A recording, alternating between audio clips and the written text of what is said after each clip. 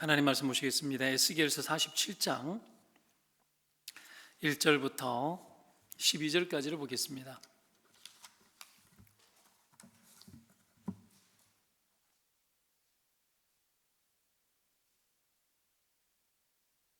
구약성경 1227쪽입니다.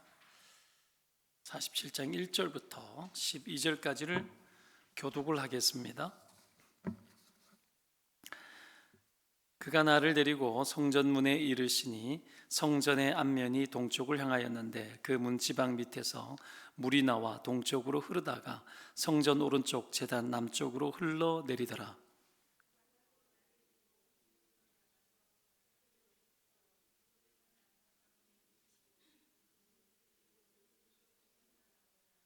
그 사람이 손에 줄을 잡고 동쪽으로 나아가며 천척을 측량한 후에 내게 그물을 건너게 하시니 물이 발목에 오르더니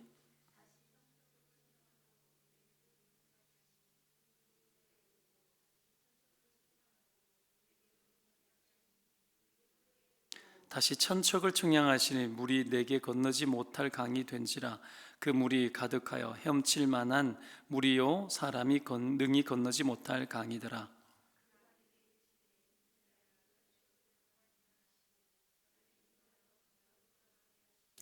내가 돌아가니 강 좌우편에 나무가 심이 많더라.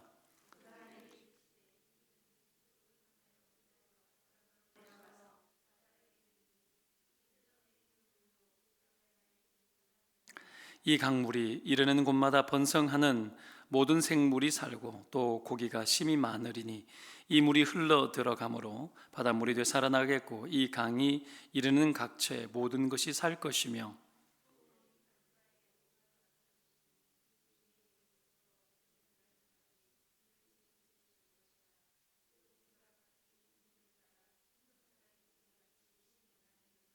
그 진펄과 개펄은 되살아나지 못하고 소금 땅이 될 것이며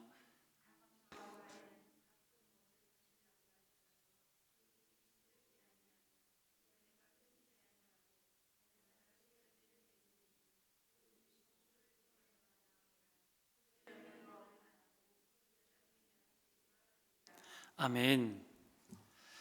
네, 수요 기도에 오신 여러분들 주의 이름으로 환영합니다.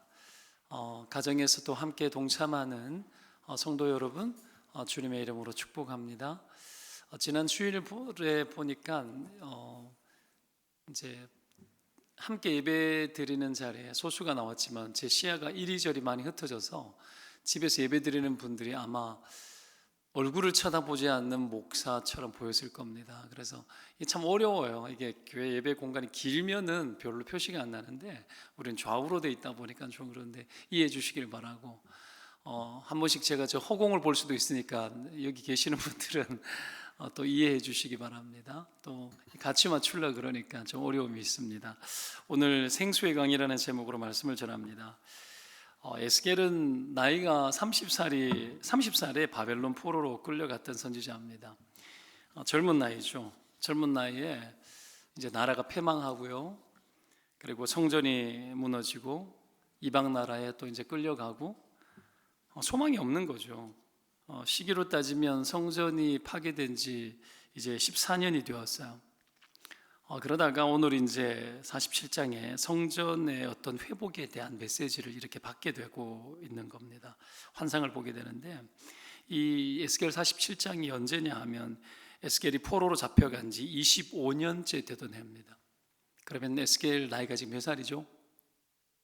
55살이죠. 그죠? 55. 인생 다 간 거야. 인생 다 간 거야.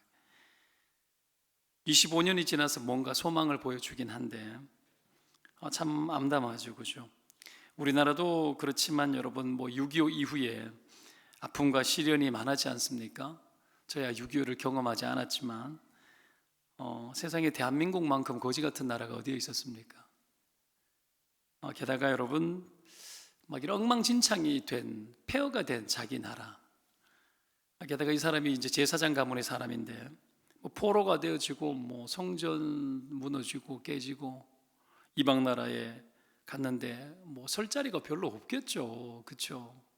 자기 업 자체가, 업이라는 것 자체가 원래 제사장 가문이면 성전에서 수종 들고 이래야 되는데 그게 되지 않았을 겁니다. 설 자리가 없는 존재가 되고, 뭐 요즘으로 따지면 자기가 원래 해야 될 일이 있는데 코로나 때문에 이것도 안 되고 저것도 안 되어서 막 투잡을 뛰기도 하고 여러 어떤 변칙적인 일들이 일어나지 않습니까? 원하지 않는 일들이 막 일어나는 거예요. 그러니까 에스겔의 평생의 인생이 어떻게 보면은 확 뒤집어졌죠. 원래 가야 될 일반적인 어떤 삶과는 전혀 다르게 막 뒤집어져 가지고 그렇게 살아가실 겁니다. 어떻게 보면 이건 인생의 아픔이죠, 그죠? 인생의 아픔이고 어려움입니다. 사람마다 이런 거 다 있습니다. 내가 생각했던 대로 되지 않으면 아픕니다. 내가 계획했던 대로 잘 되지 않으면 아파요. 나는 이런 것을 꿈꿨는데 잘 안 되죠, 그죠? 그러면 아픕니다. 상처가 됩니다. 이스라엘 백성들이 아마 다 그랬을 거예요. 사람이 아픔이 많고 상처가 많으면 슬픔 속에 막 잠재되어서 살기도 하고요. 또 부끄러움과 수치도 많아집니다. 우리나라가 과거에 못 살 때 해외 이민 가면 요즘도 뭐 동양인들 무시도 많이 한다고 하던데 과거에 이민하고 막 이랬던 세대들 보면 정말 뭐라 그럽니까? 천대를 많이 받았다 그래야 됩니까? 그랬다고 하죠, 그죠? 그냥 그 고통 속에서 막 무시를 당하면서 막 그렇게 살아가면서도 말 못하고 살아가고 뭐 그랬던 우리 민족, 우리 대한민국의 어떤 역사적 현실들도 있습니다. 이 상처라는 것이 살펴보면 전부 다 자기 환경과 자기 자신을 계속 연결시키다가 이게 극복이 안 되어져요. 계속 거기에 맞물려 있는 거죠. 거기에 맞물려서 대부분 잘 못 벗어납니다. 생각해 보십시오. 인생이 잘 바뀌지 않는 사람이 누군가 맨날 나는 어떻다, 나는 저떻다 계속 과거에 머물러 사는 사람, 그리고 자기 형편과 환경과 자기와 자꾸 일치시켜서 자꾸 말하는 사람들, 그러면 못 극복합니다. 바뀌지 않습니다. 굉장히 오랫동안 문제가 남게 되겠죠. 우리 집은 뭐 흙수저다, 나는 뭐 중간에 끼어가지고 이러지도 저러지도 못했다, 나는 뭐 학교도 못했고 남자들은 공부시키는데 여자들은 공부할 필요 없다고 나는 제외되어서 그렇게 살았다. 뭐 우리 부모 세대들은 다 그랬습니다. 다 그랬죠. 저희 7남매 중에 대학은 저만 나왔습니다. 굉장한 엘리트를 보고 계신 거예요 지금. 그랬던 거죠.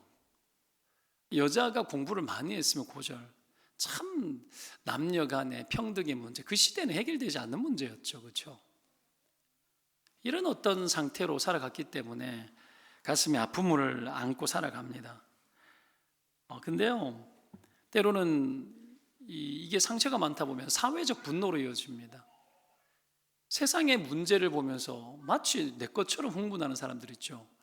물론 나라와 우리는 하나입니다. 당연합니다. 그러나 온갖 세상에 좋은 것들도 내게 돼야 될 거 아니야. 근데 안 좋은 것들만 내게 되는 사람이 있거든요. 그 상처 때문에 그래. 못 벗어나서. 굉장히 여러분 그렇게 되어지는 거 마귀적인 겁니다. 사실은요. 마귀가 기뻐하는 것들이죠. 적어도 여러분 뭐 이래 금수저 흙수저 뭐 이거 저는 마귀적이라고 생각하거든요. 갑을론제 다 마귀적입니다.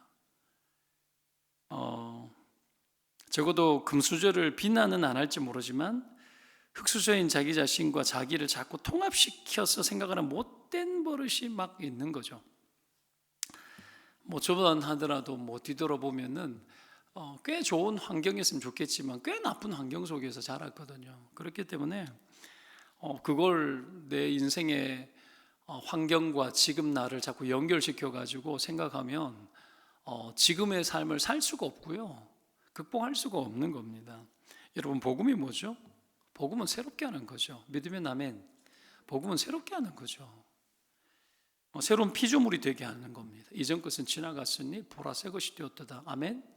새 것이 되게 하죠. 이게 여러분 회복이에요. 봐요. 회복, 그러니까 옛날의 것들이 하나하나 다 처리되어지고 정리되어지고 다 회복돼서 문제가 없이 되어지는 것으로 착각하는데 그거 회복 아니에요. 그런 게 회복 아니라고요. 회복은 내가 그리스도 예수 안에 새로운 피조물이 되어서 그 어떤 과거적인 영향력과 그런 것들로부터 내가 어떻게든 하나 되어져 있다가 분리되어지는 게 여러분 회복이에요. 완전한 하나님의 사람으로 그냥 가버리는 거죠. 이거 믿으시기를 축원드립니다. 이 복음을 잘 못 이해하는 사람들이 계속 있잖아. 해결하려고 그래요. 계속 주님 안에서 내가 새로운 피조물이 되었으면 그 어떤 것에도 내가 매이지 않고 주님 부르신 대로 내가 살게 되어 있는데 그게 잘 안 되는 거죠. 안 되고 계속 가정에 있는 오래된 문제들을 해결하려고 인생을 소비하는 사람도 있어요. 물론 기도하고 변화를 구하고 하죠. 근데 거기에 맞물려 가지고 지금 하나님 앞에서 나라는 존재의 삶에 대해서 나의 새로운 신분과 하나님 부르심에 대해서 잘 잊고 살 때가 많습니다. 복음을 위해서 한다고 하는데 막 계속 짓눌리면서 그러는 거죠. 계속 평생을. 십자가는 져야 됩니다만은 조금 개념이 다릅니다. 복음이 하는 일이 새롭게 하는 일이죠. 그렇죠? 하나님이 나의 아버지가 되고 지금까지 받지 못한 모든 사랑은 지금까지 내가 살면서 얼룩졌던 가정에서의 형편과 대우받지 못했던 모든 것들은 하나님 안에서 하나님이 이전 것을 지나가게 하고 그 모든 것들을 다 대신하는 새로운 것들을 다 넣어주고 다 부어주신다니까요. 아멘요. 학벌이 안 좋든 아니면 지난 인생에 내가 가난하게 자랐든 천박하게 살면서 막 내몰리면서 살았던 그 어떤 아픔들도 예수님의 사랑으로 다 채워진다는 개념이에요. 이 개념이라고, 이게 회복이라고요. 그걸 과거로 돌아가가지고 다 하나하나 처리 안 돼. 완전하게 처리되지 않습니다. 회복이 일어나고 더 좋아질 수 있는 거 분명합니다. 근데 하나님 안에서 내가 육신의 부모도 내 인생의 환경도 해줄 수 없었던 그 어떤 것들에 대해서도 하나님 아버지의 은혜 아래서 그분이 이 모든 것들을 다 대신할 수 있는 새로운 것들을 함께 한다는 걸 믿으셔야 됩니다. 그렇죠? 그렇게 우리가 살도록 부르심을 입은 거죠. 고통도 아픔도 십자가가 다 가져가셨죠. 믿으면 아멘. 심지어 질병이 있어도 십자가 가운데 죽은 예수 그리스도가 내 질고를 아시고 짊어지셨기에 질병이 있어도 괜찮은 겁니다. 괜찮은 겁니다. 여러분, 제가 아프다고 해가지고 막 앓고 막 여러분한테 막 징징징거리는 거 봤습니까? 여러분, 아니에요. 그렇게 살면 안 돼요. 몸에 온갖 문제를 가지고 있더라도 그냥 끌어안고 기도하면서 사는 거예요. 내 은혜가 네게 족하다. 뭐예요? 그게 너에게 가장 좋은 거야. 해석해버리면 그것 때문에 아둥바둥거리지 않아요. 그렇죠? 모든 영역이 그렇다라는 거죠. 새 생명 주셨기 때문에 우리의 모든 인생의 아픔에 이 모든 것들이 과거에 매어가지고 거기에 내가 여러분 연결되어 있지 말고 새 생명 얻었기 때문에 예수님께로 접붙임 받아서 연결되는 거죠. 상처는 여러분 원망 남거든요. 그런데 여러분 복음은 상처 준 자를 불쌍히 여기죠. 맞죠? 그죠? 기도하게 되죠. 이게 거듭남인 겁니다. 때문에 나의 깨진 인생과 나와 따로 떼어서 생각할 줄 알아야 돼요. 주님께 이 모든 것들을 과거에 붙어있던 나를 떼어가지고 주님께로 접붙임 받아진 새 생명 얻었기 때문에 그쪽으로 가야 돼요. 과거의 가지에 계속 붙어가지고 있는 것이 아니라 잘라가지고 접붙였다 그러잖아요. 그죠?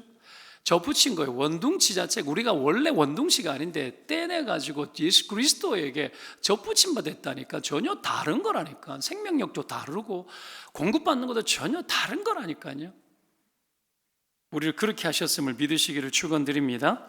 이게 안 되면 세상의 불행이나 문제를 보거나 내 상처, 고통에 내 분노가 같이 끌려다니면서 계속 잔인하게 살고 여기에서 떨어지지 못한 채 계속 있는 건 분리가 안 돼서 계속 살아가는 거죠.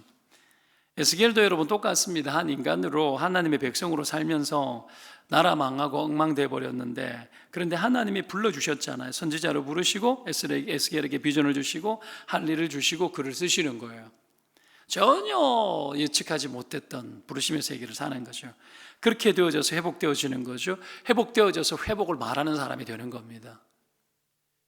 이걸 가르치는 거예요. 그러니까 과거의 것들을 변화시키려고 하는 것이 아니라 내가 주님께 회복되어져서 이렇게 하는 것이 회복이라는 걸 계속 말하고 사는 거라고. 그게 신자의 삶이라고. 그게 여러분 새 생명 얻은 거고, 그게 복음 전파입니다. 복음 전파예요.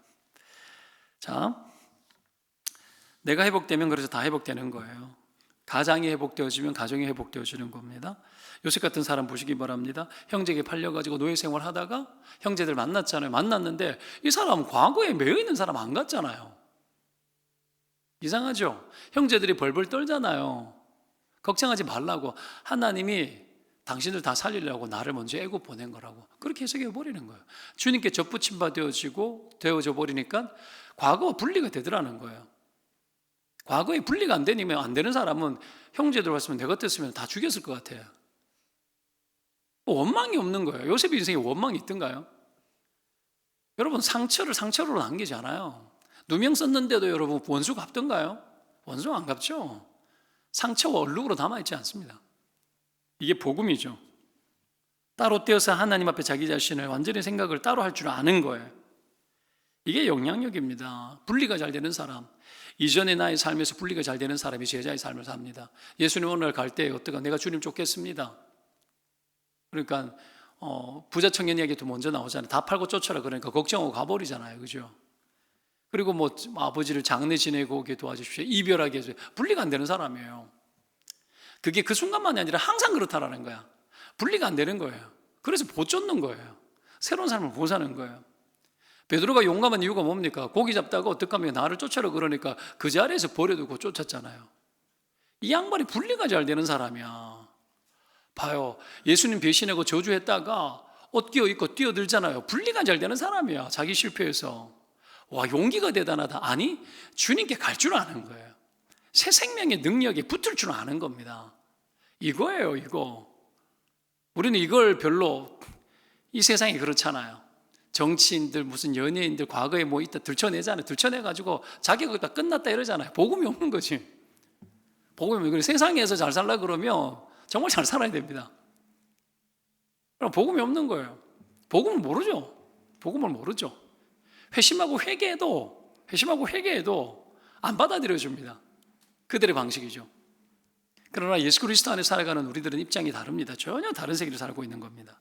자, 그렇게 했을 때에 살리는 존재가 되어집니다. 이전과 전혀 다른 삶을 살아가고 있고 그것을 살리는 존재가 되어지는 거죠. 하나님의 은혜가 있고 그거 붙들면 그런 인생 될 줄로 믿습니다. 자, 우리가 이렇게 하나님께 붙들려 가지고 이전과 분리되는 삶을 살기 위해 가지고 우리가 어떻게 해야 되겠는가? 오늘 본문 안에서 우리가 좀 봤으면 좋겠는데 첫 번째가 뭐냐 하면 딴 거 없습니다. 충만한 생수의 강, 이 성령 충만을 경험해야 되는 거죠. 그죠? 성령 충만. 따라합시다. 성령 충만을 경험하자. 이 성령의 생수의 강에 젖어들면 다 살리는 존재가 되어집니다. 오늘 본문에 뒤에 보면은 여러분 성전에서 흘러나왔던 물이 바다까지 흘러가지고 곳곳에 그 과정 속에 생물이 살고 고기가 살고 강도 살고 바닷물도 살고 어부가 강에서 고기를 잡고 강 좌우에 먹을 과실나무가 자라고 시들지 않고 잎사귀는 약재료가 되고 다 살린다고 이야기를 하죠. 그죠? 생수의 강이 흐르면 다 된다라는 그 이야기 아닙니까? 이 생수의 강이 여러분 예수님께서 그 배에서 생수의 강이 흘러 넘친다 했을 때 성령이죠. 성령. 자, 이게 여러분 성령입니다. 이 생수의 강을 경험하기 위해서 우리가 어떻게 해야 되겠는가? 오늘 본문에 보면 보좌에서 물이 흘러나왔죠. 1절을 보십시오. 보좌에서 흘러나와서 어디를 향합니까? 성전의 앞면이 동쪽을 향하였는데 그 문지방 밑에서 물이 나와 어느 쪽으로 흐르다가? 동쪽으로 흐르다가. 여러분 그 성경에 동쪽 나오면 좋은 거라 그랬습니까? 안 좋은 거라 그랬습니까? 설교식 제가 여러 번 이야기했는데 안 좋은 거야, 안 좋은 거. 동쪽 나오면 안 좋은 거야. 에덴 동산에서 쫓겨났을 때 여러분 인간들이 쫓겨났잖아요, 그죠? 그러고 나왔네. 에덴 동쪽을 천사를 통해서 접근 못하도록 막아버렸죠. 그죠? 그리고 에덴 동쪽으로 다 흩어졌어요. 그쪽이 어디였습니까? 시나리였습니다. 가인 족속들과 못된 짓 하는 모든 인간들은 에덴 동쪽이었어요. 다 동쪽으로 다 모였어요. 그 인간들인 거예요. 근데 오늘 성전을 보면 성전 동쪽문, 이게 성전 동쪽문이 정문이라 생각하면 돼요. 성전으로 들어오는 문이에요. 그 성전 문이 동쪽으로 향한 거예요. 에덴 동산으로 계산되면 에덴 동산에 문을 열어놓은 거야. 성전은 그런 곳이야. 모든 동쪽으로 흩어져 있던 죄인들이 올 수 있도록 동쪽에다가 성전 문을 열어놓은 거예요. 그렇죠? 이게 여러분 선지서에 넘어가 보면은 이스라엘의 성전 쪽에 있는 동쪽 문이 있는데 지금도 닫아놨어요. 그거 보면 주님이 직접 연다고 나오거든요. 이 동쪽 문이 열리는 거예요. 자, 이것까지 넘어가면 너무 길게 가는 거니까 봐요. 동쪽 문이 열려서 은혜의 보좌에서 나온 그 물이 동쪽 문을 향해서 흘러가서 간다는 얘기는 어떤 이야기죠? 온 세상과 온 죄인들의 어떤 머물고 있는 곳을 향해서 은혜의 강수가 흘러간다는 얘기예요. 이건 있을 수 없는 이야기죠. 사실은 비정상 상태입니다. 비정상적인 일들이 일어난 거예요. 인간이 하나님을 만날 수 없기 때문에. 그런데 그 문을 열어놓은 거죠. 그 문을 열어놓으셔서 비정상적이고 어떻게 보면 하나님과 우리 사이가 분리되어져야 되는데 하나님이 이 분리를 막아버리는 거죠. 이 분리를 여러분 보시면 물이라는 것 자체가 성질이 어떻습니까? 물이라는 건 이 분리 0.001mm만 됐어도 다 빠져나갑니다. 그죠? 물이라는 건 막을 수가 없어요. 막을 수가 없어요. 하나님이 이런 비정상적인 우리와 하나님 사이가 어떻게 보면 막혀 있어야 정상인데 오히려 흘려보내는 이 비정상적인 이 일들을 우리 가운데 행하기 시작하신 거죠. 물어봅니다. 우리가 구원받은 게 정상입니까? 비정상입니까? 비정상이에요. 정상 상태가 아니에요. 있을 수 없는 일들이 일어난 겁니다. 그런데 보십시오. 성전의 앞면이 동쪽을 향했고 보좌에서 물이 나와서 동쪽으로 흘렀습니다. 하나님의 은혜에 의해 가지고 여러분 분리된 것들을 하나님이 깨버린 거예요. 있을 수 없는 일이 일어난 거죠. 이 성전을 위해서 필요한 것이 사실은 이스라엘이었죠. 그리고 이스라엘을 통해서 성전의 이 수종을 들었고 제사장 나라 삼으셨죠. 그래서 이스라엘 통해 가지고 온 세상에 복음이 흘러가도록 하려고 하셨는데 이스라엘이 망했죠. 성전 파괴됐죠. 이 일들이 불가능한 어떤 상태처럼 되어져 보였습니다. 근데 하나님이 이 일을 다시 시작한 거죠. 그분의 신실하심이 우리를 향하신 온 세상을 향한 하나님의 사랑을 놓지 아니하시고 그분의 신실하심이 다시 동쪽으로 향하여서 은혜가 흐르게 하신 거죠. 이 모든 것들이 이루어진 것이 언제입니까? 이 생수의 강이 흘러넘친 게 언제입니까? 예수님 통해서. 예수님 통해서 이 일들이 이 땅 가운데 일어나기 시작을 하는 거죠. 그러면 여러분 성전 보좌에서 물이 나왔으니 굳이 이걸 우리가 지금 적용하면 뭡니까? 굳이 적용하면 성전 보좌는 여러분 주님이 앉은 곳, 임재하신 곳 아닙니까? 뭘 말하는 거죠? 주님과 우리 사이에 예배가 회복되고 은혜가 회복되는 것을 말하는 거죠. 성전의 회복은 예배의 회복을 말하는 거죠. 주님과 우리 사이의 만남의 회복을 말하는 거예요. 보좌의 회복이죠. 그죠? 보좌의 회복. 하늘 보좌가 이 땅까지 연결되어 있다라는 걸 말해주는 거예요. 심지어는 여러분 에베소서에 우리가 보좌에 함께 안침바 되었다라고 이야기하잖아요. 그렇죠? 여러분 그 보좌가 우리의 보좌가 되게 한 거고 하나님의 은혜가 우리의 은혜가 되게 한 거예요.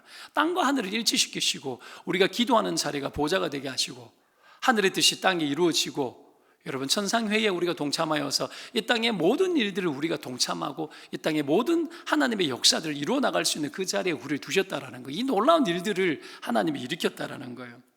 성령의 이 회복이 바로 우리의 회복이고 이 보좌라는 것 자체가 예배예요. 이게 로마서에 그의 얼굴을 바라고 로마서 몇 장입니까? 6장입니까? 보면은 그의 이 존전에 들어가는 장면들을 표현하는데 그를 영원토록 바라고 즐거워한단 말이 나와요. 그거예요. 주님 앞에서 여러분 바라고 즐거워하는 그 장면이에요. 그 은혜가 우리 가운데 부어진 거죠. 보좌 앞까지 나아갈 수 있는 이 일들이 여러분 사실은 이 은혜 강수에 흘러넘쳐서 온 세상에 가는 것으로 표현되어지는 거죠. 신앙생활이 여러분 신앙생활 모든 인생이 다 여기에서 결정되어집니다. 여러분 때문에 우리가 가정 속에서 우리가 뭐 가정 예배 드리지 않는 이런 이야기 하는데 이게 회복되어져야 됩니다. 거기에서 은혜의 보좌가 넘치게 하고 흘러 넘치는 일들이 있어야 됩니다. 흐르는 게 있어야 됩니다. 예배 드리면 거기에 보좌가 되고 임재가 있으면 흘러 넘치거든요. 이게 필요한 거죠. 그런 은혜가 있기를 축원드립니다. 가장 먼저 가정에서 있게 되면 좋죠. 그제 가족들과 함께 예배를 드리는데 제가 이제 말씀을 붙들고 고린도후서 말씀을 가지고 제가 예배를 드렸어요. 저는 예배를 드리면서 이제 그 충성에 대한 이야기를 했습니다. 맡은 자에게 구할 것은 충성이니라 하고 내가 말씀을 막 전하는데 휴들이 좀 이렇게 그 전주는 예배 못 드렸거든요. 못 드리고 무슨 바쁜 일이 있어가지고 못 드렸는데 그 예배 드렸는데 애들이 눈이 반짝반짝 거리더라고요. 왜 그런 줄 알아요? 분리되기 시작해서 그래요. 자기 세계관, 자기 가치, 자기 생활, 자기 고민 잔뜩 하고 있다가 멍하게 있다가 갑자기 복음이 들어가니까 눈이 반짝반짝 거리는 거예요. 귀가 열리는 거죠. 흐르는 거예요. 성령이 터치되어지는 거죠. 흐르는 거예요. 이게요, 흐르면서 눈이 반짝반짝 거리는 정신 차리거든요. 근데 이거 싫어하는 사람들이 있습니다. 영적인 거 싫어하는 사람이 있어요. 태만해지고 이거 말고 딴 거 하고 싶고 계속 다른 거 찾고 싶고 이런 사람들 많거든요. 그러면 안 흘러가요. 가장이 그러면 누가 흘려보내줍니까? 안 그렇습니까? 흘려보낼 수가 없죠. 여러분, 이게 필요합니다. 생수의 강이 흘러 넘쳐야 돼요. 흘러야 돼요. 가야 됩니다. 이게 안 되면 여러분 분리가 안 일어나가지고 계속 세상 이야기하고 계속 비난하고 계속 상처 속에 얼룩져서 살아가고 흙수저 타령하고 뭐 세상이 왜 이러냐 그러고 분노하고. 세상 원래 그래. 세상은 한 번도 좋았던 적이 없어요. 세상이 좋아지면 이상한 거예요. 근데 계속 어떻다 저떻다 이야기 나오는 거죠. 이게 여러분 복음이 없이 살아가는 자들의 특징입니다. 그런 부분들에 대해서 어떻게 말은 할 수 있지만 있을 수 있지만 그것 때문에 거기에 매여가지고 막 같이 내 영혼이 거기에 뒤섞여가지고 분리가 하나도 안 일어나죠. 여러분, 이게 복음 없는 자들의 특징입니다. 자, 진짜 여러분 이상한 건 세상이 아니고요, 우리가 이상한 겁니다. 우리가 생수가 없고 우리가 흘려보낼 것이 없는 것이 이상한 거죠. 그죠? 때문에 여러분 재단을 쌓아야 됩니다. 다니엘이 이방 나라에서 했던 것들이 그거 아닙니까? 하루 3번 기도하고. 여러분 유일하게 그것만 냈죠. 영적 충만함을 통해 가지고 그 속에서 여러분 이방 나라 안에서도 흘려보내는 거잖아요. 다니엘의 그 교훈이 뭐냐 하면요, 신학이 뭐냐면 세상의 왕이신 하나님이에요. 하나님이 온 세상의 통치자라는 걸 바벨론 안에서 선언하는 거예요. 그게 다니엘입니다. 그죠? 주의 나라는 영원하다라는 거지. 망하고 다 망했는데도. 이게 신자들이라니까요. 아무리 기울여지고 아무리 여러 무너질 것 같아도 안 무너져요. 안 무너집니다. 벌벌벌 떨 필요조차 사실 없는 일들입니다. 때문에 이런 회복들이 다시 일어나서 세상과 뒤섞여 있는 우리의 정신세계가 분리되어지고 하나님과 접붙임 바 되어져서 영적 기능이 살고 영적 충만함이 우리 가운데 부어지는 은혜가 있기를 주의 이름으로 축원드립니다. 자, 우리가 예배하고 하나님께 엎드려 은혜 입을 때에 분리되어져 충만함을 그때 입는 거예요. 이게 분리가 안 되면 충만함이 안 일어납니다. 세상 거 붙들고 어떻게 영적 충만이 일어납니까? 이게 안 되죠.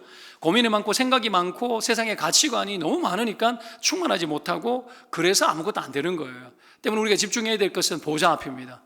은혜의 보좌에서 흘러나오는 그 생수를 경험하는 거죠. 그죠? 여러분 이게 필요합니다. 두 번째 해야 될 게 뭐냐면은 따라합시다.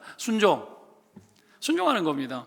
에스겔에서 하나님이 1천척 가보라고 하니까 가보잖아요. 발목까지 왔어요. 한 번 더 가라 그러니까 무릎이고, 한 번 더 가니까 허리고, 한 번 더 가니까 머리까지 잠기게 되어가지고 헤엄을 쳐야만 하지 않으면 할 수가 없는, 건널 수 없는 그런 물이 됐다고 이야기를 하고 있습니다. 간단하게 적용해 볼게요. 물이 깊으면 여러분 물에 맡기지 않으면 빠져 죽죠. 그죠? 물이 깊으면. 뭔 말이죠? 이거 성령의 주도권에 다 맡겨라는 얘기죠. 맡겨라는 얘기입니다. 성령이 이끄는 대로. 사람이 다 자기 의지대로 자기 고집대로 살거든요. 자기 안에 자기 자아가 성령보다 더 셀 때가 많아요. 맞잖아요. 그죠?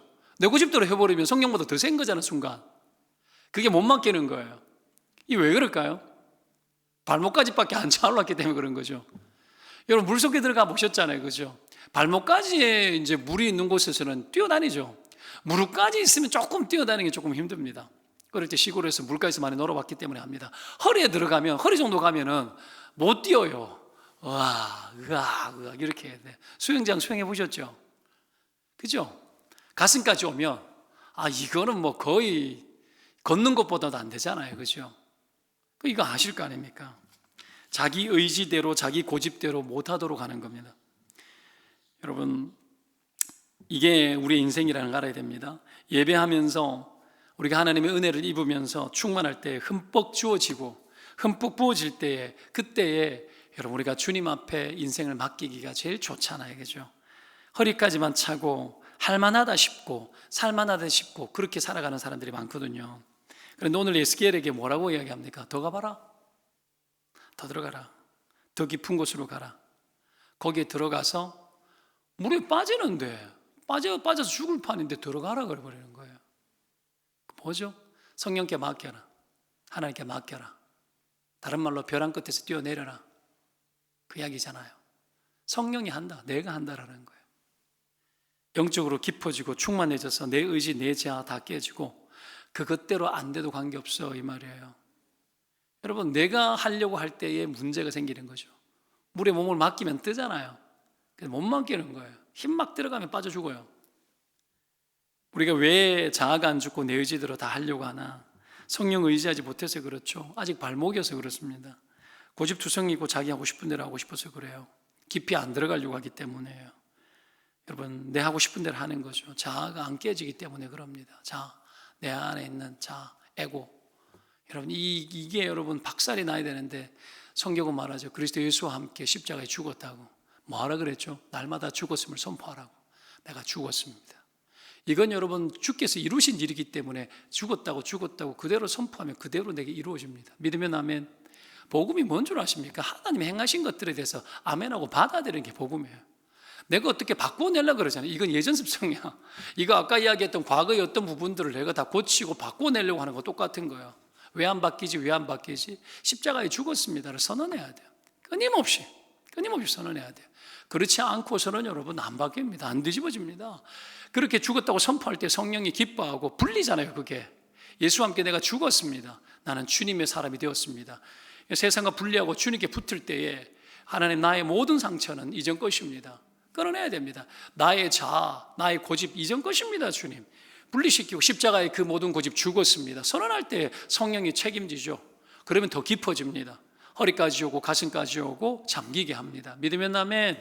이거죠, 여러분. 성령 충만함을 경험하시기를 축원을 드립니다. 그러기 위해서는 어떻게 해야 됩니까? 여러분, 성령이 깊이 있게 체험하기 위해서는 하나님이 이끌어가는 대로 계속해서 순종해 봐야 됩니다. 주님 원하는 데까지 순종해 봐야 돼요. 순종은 여러분 하나님이 우리 가운데 은혜 부어주시기 위해서 우리 가운데 요청하는 것들이 때가 되게 많습니다. 은혜가 큽니다. 은혜가 보기에는 힘들어 보이고 내가 갈등되어 보이고 내 고집과 부딪혀 보일지 몰라도 하나님께서 여러분 그 순종을 통해서 더 깊은 은혜 주시고 더 놀라운 체험을 주시는 거죠. 여러분, 교회의 일, 가정의 일, 우리가 갖고 있는 여러 가지 감당해야 될 사역들 다 똑같습니다. 하나님께서 정말 우리가 하나님께 다 내어 맡길 때에 책임지고 넘치게 하시고 감당케 하시는 거죠. 교회 앞날도 마찬가지입니다. 순종함으로 더 들어가 봐야 됩니다. 그렇죠? 순종하는 것들이, 순종의 깊이, 순종의 사이즈, 이런 것들을 계속하면서 성령이 어떻게 역사하는지 하나님께 맡길 수 있어야 되는 거죠. 머리로 말하는 거는 여러분 예수 안 믿는 사람도 다 합니다. 여러분, 교회가 우리가 그런 코로나 때문에 아무것도 못하고 멈춰져 있는 상태지만 교회를 건축해야 되고 이런 이야기를 하잖아요. 그러면 믿지 않는 우리 가족들이 걱정 더 많이 해요. 여러분보다 더 많이 합니다. 왜요? 동생이잖아. 어떻게 보고 있냐면은 돈에 대해서는 예민하잖아요. 동생이잖아요. 그러니까 어떻게 되는 거 아닌가? 돌아가면서 전화해요.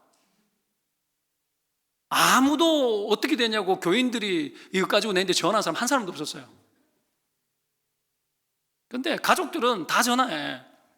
해가지고 어떡하냐? 가족이라고. 여러분 그런 거죠. 근데 뭐예요? 우리 안에 뭐가 있냐면 우리는 믿음이 있잖아요. 하나님이 하실 거라는 것에 대한 믿음이 있잖아요. 비단 이게 교회 그런 일뿐이겠습니까? 우리의 삶의 모든 인생 여정들도 그 속에서 일어나는 수많은 일들도 하나님이 하실 것이라는 것에 대한 믿음이 있잖아요. 그러니 힘들고 어려우면 발 빼버리고 도망가 버려야 되는데 어떡합니까? 우리는 들어가 버리죠. 한 걸음 더 들어가 보고 더 깊이 들어가 보고 하나님 하실 거를 믿는다. 성령님 도와주십시오. 맡기겠습니다. 이게 믿음이죠. 성령의 충만함은요 순종할 때 나오는데 결국은 그 순종이라는 게 뭡니까? 하나님을 믿는 거죠. 하나님을 믿어 순종에 이르게 하잖아요.